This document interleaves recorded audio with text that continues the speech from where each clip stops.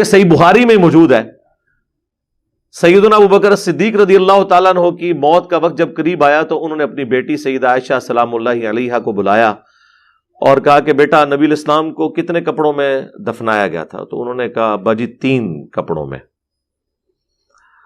وہی سنت ہے مرد کے لیے۔ تو انہوں نے کہا کہ نبی الاسلام کی ڈیتھ کس دن ہوئی تھی؟ تو سیدہ عائشہ نے عرض کی کہ منڈے کے دن۔ پھر انہوں نے پوچھا آج کون سا دن ہے؟ تو بتایا گیا کہ منڈے کا دن ہے۔ تو انہوں نے کہا کہ میں اللہ سے امید کرتا ہوں کہ میں رات سے پہلے پہلے مر جاؤں گا آج، یعنی مجھے بھی وہ فضیلت حاصل ہو جائے گی منڈے کے دن فوت ہونے کی، کہ نبی الاسلام بھی منڈے کے دن فوت ہوئے تھے، پیر کے دن۔ اس کے اوپر امام بخاری نے باب بھی باندھا ہے پیر کے دن فوت ہونے کے اعتبار سے۔ تو مجھے بھی 3 کپڑوں میں دفنانا، اور وہی ان کے جو پرانے کپڑے تھے نا، انہوں نے کہا مجھے انہی کپڑوں میں دفنانا، میرے لیے نیا کفن ارینج نہ کرنا، کیونکہ نیا کفن تو زندہ بندوں کی ضرورت ہے۔ یہ آپ ذرا الفاظ کے اوپر غور کریں۔ پھر حضرت ابوبکر نے فرمایا کہ یہ جو کفن تم دو گے یہ تو گلے سڑے گوشت، پیپ اور ہڈیوں کا ہی حصہ بننا ہے مرنے کے بعد۔ یعنی حضرت ابوبکر صدیق رضی اللہ تعالیٰ عنہ کا یہ عقیدہ تھا کہ مرنے کے بعد جسم گل سڑ جاتا ہے، اور وہ اپنے بارے میں بات کر رہے تھے، اور اس سے ان کی کوئی فضیلت ختم نہیں ہوئی ہے۔ دوسرا، سیدہ عائشہ نے بھی نہیں انہیں کہا کہ آپ کا جسم تو سلامت رہے گا، کیونکہ محمد کے غلاموں کا کفن میلا نہیں ہوتا۔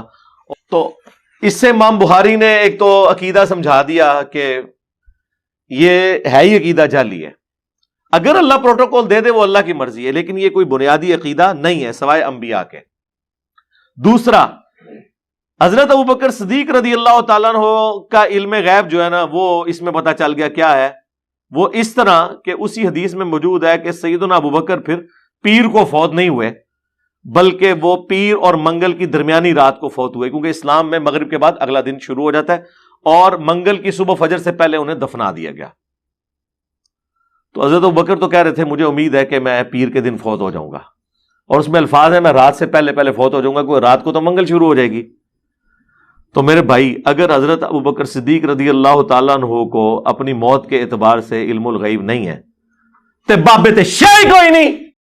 حضرت ام المومنین حضرت عائشہ صدیقہ رضی اللہ تعالیٰ عنہ سے روایت ہے کہ حضرت ابوبکر صدیق رضی اللہ تعالیٰ عنہ نے ان کو اپنے غابہ کے مال سے 20 وسق کھجوریں عطا فرمائی تھیں۔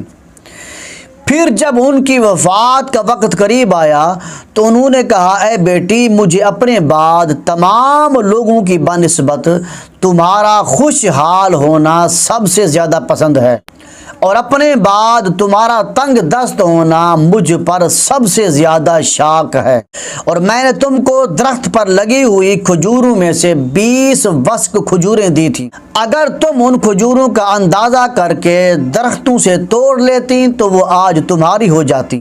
اب آج کے دن وہ مال وراثت میں تبدیل ہو جائے گا۔ یعنی حضرت ابوبکر صدیق نے فرمایا کہ آج کے دن میرا وصال ہو جائے گا۔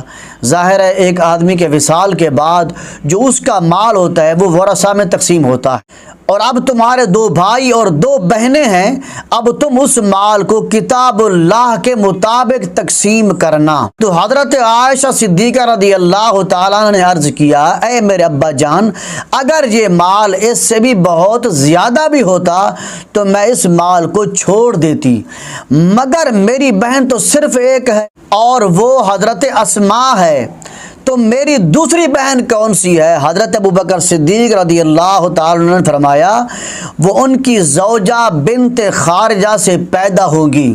یعنی حضرت ابوبکر صدیق نے فرمایا میری بیٹی، تمہاری جو سوتیلی ماں ہے بنت خارجہ، ان کے پیٹ میں جو بچہ ہے وہ بچہ بیٹی ہی پیدا ہوگی، تو تم اس کو بھی مال سے حصہ دینا۔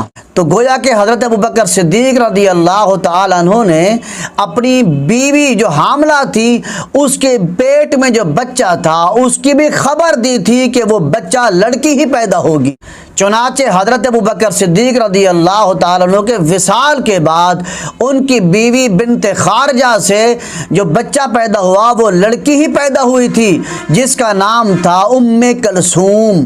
تو جناب انجینئر صاحب، آپ نے حضرت ابوبکر صدیق کے متعلق جو روایتیں جو حدیثیں بیان کی ہیں ہم ان حدیثوں کو مانتے ہیں، لیکن سوال یہ ہے کہ آپ نے یہ حدیث کیوں نہیں بیان کی جس کو امام مالک نے بیان کیا اپنی کتاب موطا امام مالک میں؟